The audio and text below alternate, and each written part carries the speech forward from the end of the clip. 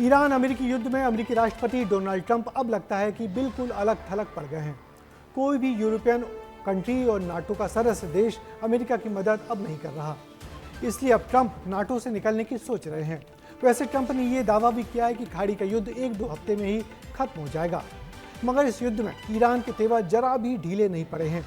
मगर मध्य पूर्व में चल रहा ये युद्ध पूरे इलाके की अर्थव्यवस्था को बहुत बड़ा नुकसान पहुंचा रहा है। यूनाइटेड नेशन डेवलपमेंट प्रोग्राम यानी कि यूएनडीपी ने दावा किया है। क्या कुछ हुआ है युद्ध के मोर्चे पर, इस रिपोर्ट पे देखिए।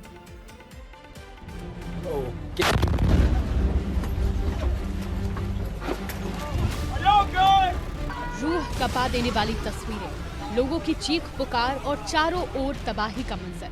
तस्वीर अमेरिका सैन्य अड्डे की है। ईरानी मिसाइल से बचाकर अमेरिकी सैनिक बच पाए हैं और इधर ईरान ने इजरायल के एयरपोर्ट पर भी हमला कर दिया।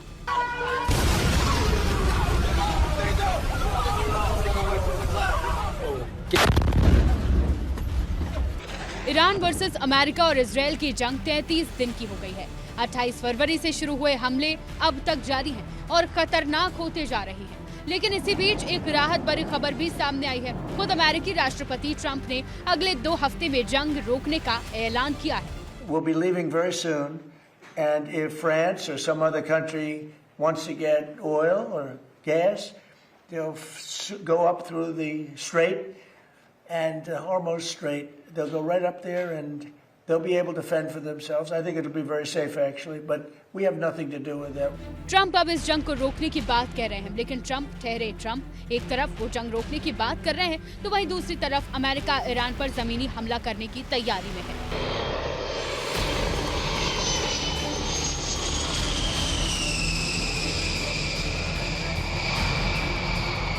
लेकिन ईरान के विदेश मंत्री ने भी इस बार अमेरिका को कड़ी चेतावनी दी है। उन्होंने कहा कि ईरान पूरी तरह तैयार है, हम उनका इंतजार कर रहे हैं। अगर अमेरिका ने जमीनी हमला करने की गलती की तो उसे भारी नुकसान पहुंचेगा।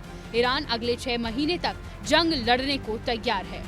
यानी साफ है कि ईरान जंग रोकने के मूड में नहीं है। ईरान अब एप्पल, गूगल समेत 18 अमेरिकी कंपनियों पर हमला करने की चेतावनी दे चुका है, क्योंकि इन्हीं कंपनियों की बदौलत ईरान पर इतने एक्यूरेट हमले हो पाए हैं। ये भी जान लीजिए कि जंग नहीं रुकी तो डगमगाती अर्थव्यवस्था को मुंह के बल गिरने से कोई नहीं रोक सकता। इन तमाम परेशानियों को जानते हुए भी अमेरिका ने ये कदम क्यों उठाया, इसे खुद अब सेक्रेटरी रूबियो ने बताया है। Iran was trying to build a conventional shield, in essence, have so many missiles, have so many drones that no one could attack them, and they were well on their way. We were on the verge of an Iran that had so many missiles and so many drones that no one could do anything about their nuclear weapons program in the future. Behind a shield of missiles and drones that no one can do anything about. This was our last best chance to eliminate that conventional threat, that conventional shield that they were trying to build. America भले ही अब युद्ध को लेकर तर्क दे रहा हो, लेकिन इससे झुठलाया नहीं जा सकता कि युद्ध का असर भारत पर भी पड़ रहा है और अब तो खतरा भारत के इंटरनेट पर भी आने लगा है। दरअसल होर्मुज़ रूट पर इंटरनेट केबल्स बिछी हैं। तनाव बढ़ने पर केबल्स को नुकसान हो सकता है। इंटरनेट की स्पीड स्लो हो सकती है, क्योंकि समुद्र के नीचे से 97% ग्लोबल डेटा गुजरता है। लेकिन इससे भारत को कितना फर्क पड़ेगा, ये आप एक्सपर्ट से समझिए।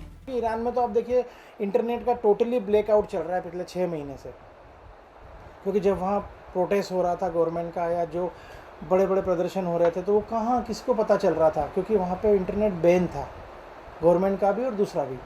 तो एलन मस्क का वहाँ भी काम कर रहा था। हमने छोटी छोटी जो क्लिपिंग्स देखी थी वो उसी इंटरनेट से देखी थी। तो सेम सिचुएशन इंडिया में होगी। मुझे नहीं लगता कि कोई बहुत ज़्यादा फर्क पड़ेगा। तो साफ है कि ये जंग सिर्फ मध्य पूर्व तक सीमित नहीं है, ये भारत की अर्थव्यवस्था, इंटरनेट और आम जनता की जेब तक पहुंच चुकी है। अगर होर्मुज़ स्ट्रेट में तनाव बढ़ा तो इंटरनेट स्पीड धीमी पड़ सकती है, तेल महंगा हो सकता है और महंगाई का नया दौर शुरू हो सकता है। ब्यूरो रिपोर्ट, विस्तार न्यूज। तो प्रेसिडेंट ट्रंप अब अच्छे से समझ रहे हैं कि खाड़ी युद्ध जितना लंबा खिंचेगा, अमेरिका में उनके लिए मुश्किलें पैदा करेगा। खाड़ी देशों के लिए तो युद्ध नुकसानदेह है ही, मगर हॉर्मुज़ स्ट्रेट बंद होने से इसका दुनिया के दूसरे देशों पर भी असर दिखने लगा है। ऑस्ट्रेलिया के प्राइम मिनिस्टर ने अपने देश के लोगों से कार की जगह अब पब्लिक ट्रांसपोर्ट से यात्रा कर पेट्रोल बचाने की सलाह दी है।